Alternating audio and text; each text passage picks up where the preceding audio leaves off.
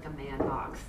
And the many things that we parents do, or other adults do, consciously or unconsciously, to tell boys that they have to act like men. And can you talk about that and how it might be contributing to some of the problems that boys have, and maybe even alienation in some cases? Okay, and you want the questions to be about 2 minutes, 3 minutes? How long do you want them to be? Let's do 1? 2. Okay, 2. Okay. So how does the act like a man box contribute to boys feeling like they can't, what was the last thing you said? Oh, difficulties Okay. in relationships, friendships. Okay. That you describe as fragile. Okay, got it.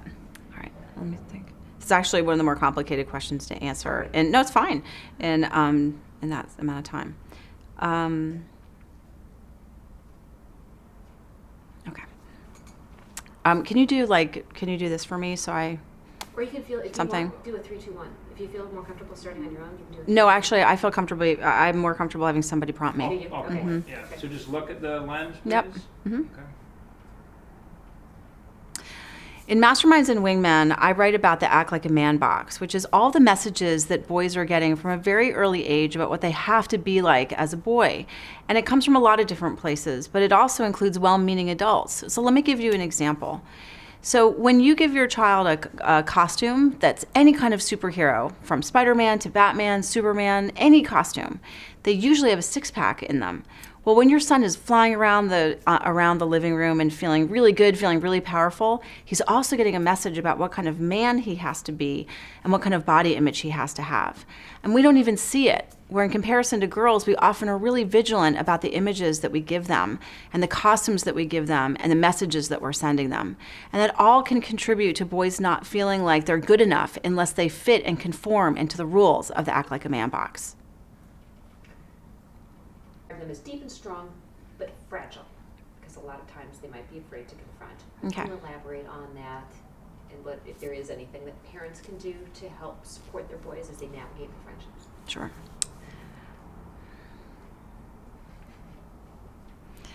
We often talk about boys' friendships as being simple, and if they get into a fight, they fight it out and then it's over. But boys' friendships are a lot more complex, and they mean a lot to boys. So just like girls, boys have problems with friendships, like betrayals and feelings like one person is leaving one person behind, or you used to have a best friend and now he's not as close to you anymore. And boys need to be able to know that those kinds of friendships and those kinds of conflicts are normal, and there's nothing to be ashamed about if they're feeling bad about them or they're feeling lonely.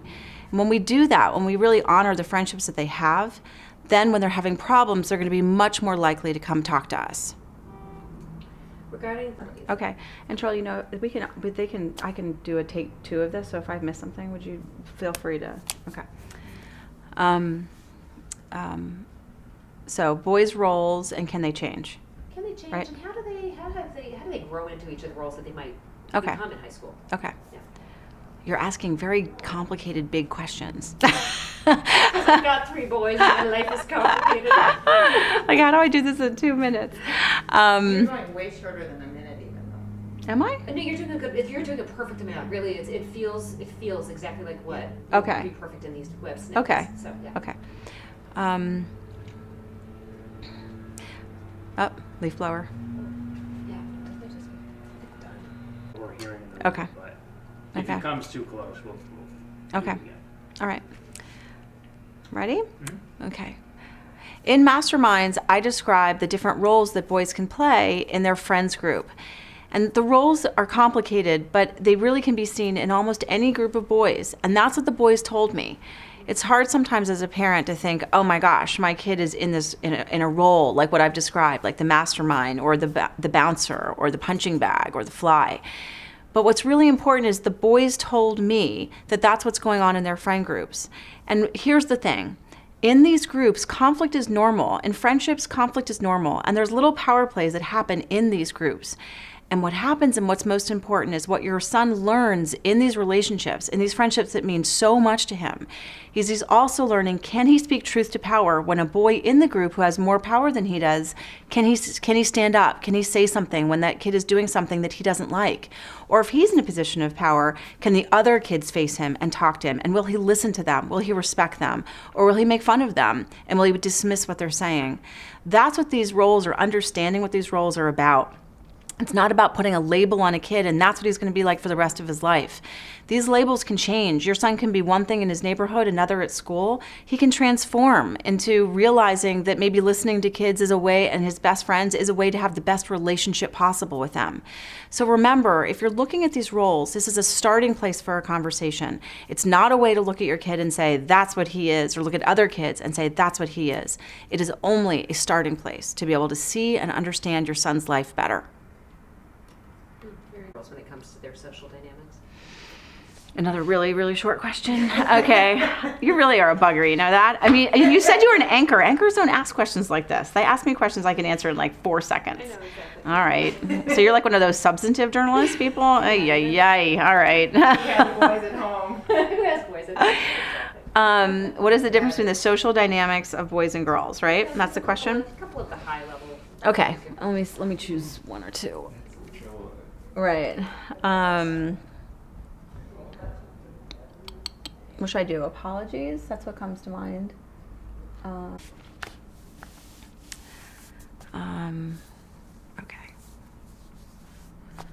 Let's see. All right. Ready? Anytime. Okay. Actually, boys and girls in our social dynamics can have a lot of commonalities, but there are some things that I think are a little bit different. One of them is that girls oftentimes, if you ask them what a problem is, they might tell you. No, I had to start again. Okay. Because I actually don't believe that. That's the problem. Okay.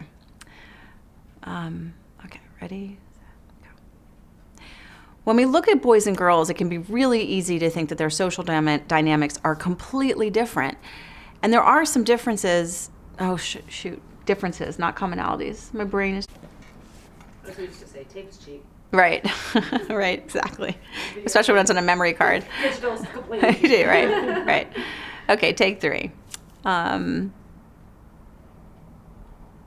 just going to keep to simplicity. There are some differences about the way that boys and girls have their social dynamics. So when you ask a girl if there's something wrong, you notice there's something going on with your daughter, for example, there's a chance that she might tell you what's going on. Now, she might have a long conversation with you, a short conversation, but she might give you something besides, I'm good, don't worry about it. With boys, that's the most common answer we get, no matter what. They could have stubbed their toe, or they could be having the most difficult, complex problem they've ever faced in their life, and they're still going to say to you, I'm good, don't worry about it. It's really hard to get past that wall. And so what I've done is to be able to work with boys to tell you how to get past that and to get them to tell you what they really think. Right. Okay. As a mom, it can be really complicated and really hard to respond to our boys when they're angry at us. When they're little, do you remember when they would throw a tantrum and they get totally out of control and we could pick them up and put them in their room and close the door?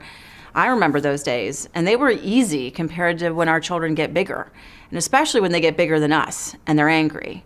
What's most important when we are dealing with a boy who's angry at us is that we have to be ethical authority figures.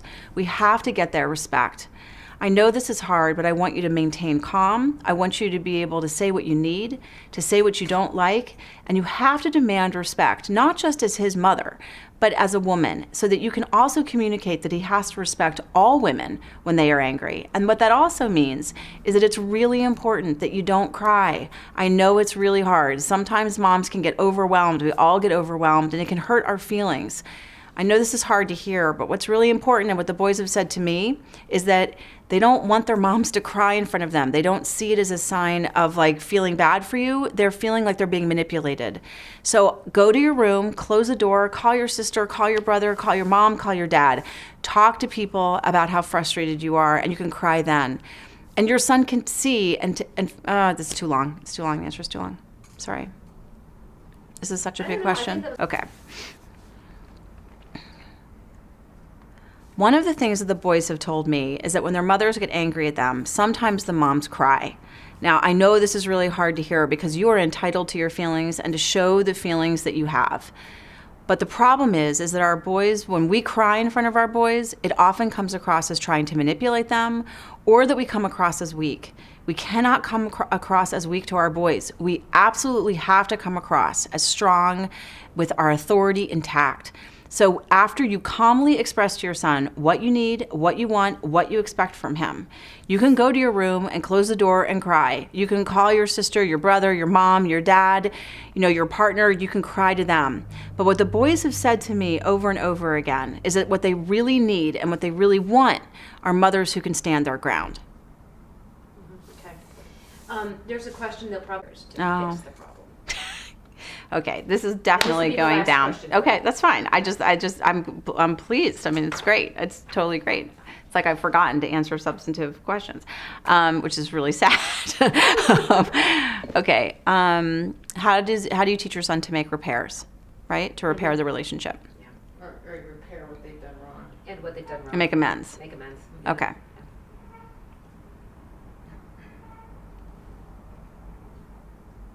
Okay. When your son has done something that is against what you stand for, and he needs to make amends with you and with the other people, I want to start again. Okay, other people he's hurt. Okay. Should I say if instead of when? Do you want me to do that? I would say if. Okay. Yeah. Is there anything you want me to particular to say in this situation? I think these are good. You're giving great answers. Yeah, Okay. I think they're phenomenal. Okay. All But I right. would say yes. Okay. Yeah. When your son When your son is a horrible hazer and says racial epithets to the principal. The truth is, it's almost always when. It's an interesting question because I just started noticing it. Yeah, definitely. Okay. If you are ever in a situation where your son has done something so bad that he needs to make amends to the people that he's hurt, and that can include you, it's really important to see this as a moment in your life, not just your life, but in his life. He's not destined to become this horrible person who's always going to do horrible things. If you can focus on this moment of teaching him that the most important thing he has to do to feel proud of himself is to be able to treat himself and others with dignity, to be able to acknowledge the thing that he did, and to be able to publicly acknowledge that, he is going to feel eventually very proud of himself as a man. Now, in the moment, is that incredibly hard, and will he fight you? Absolutely. He very well may. But what's most important here is for you to be able to guide him through the process so that he can be able to be he can look back on the situation knowing that it was difficult, but that he did the honorable thing. Okay.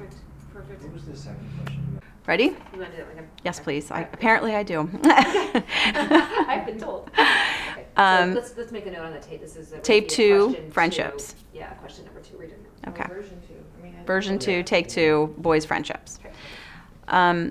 Okay. We often think of boys' friendships as being really, really simple, and they're not. They're complex, they're meaningful to the boys, they care about them. But here's the thing that's so important for dads. Dads, this is your time to be able to talk to your son about what was important to you when you were darn it. Okay, take 3. Okay. I don't want to say but either. That's the reason I made that mistake there. Okay.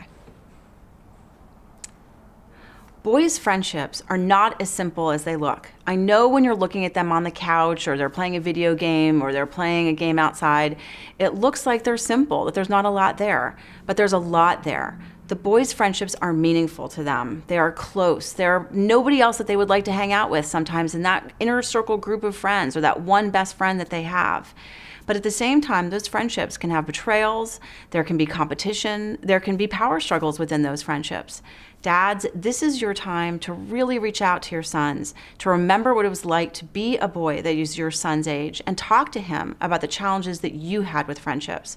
Because what you're doing in that moment is showing your son that friendships are important to you, and that also conflicts within them are normal, and that if you talk about it and talk about it with your son, that he is going to be a stronger man for it.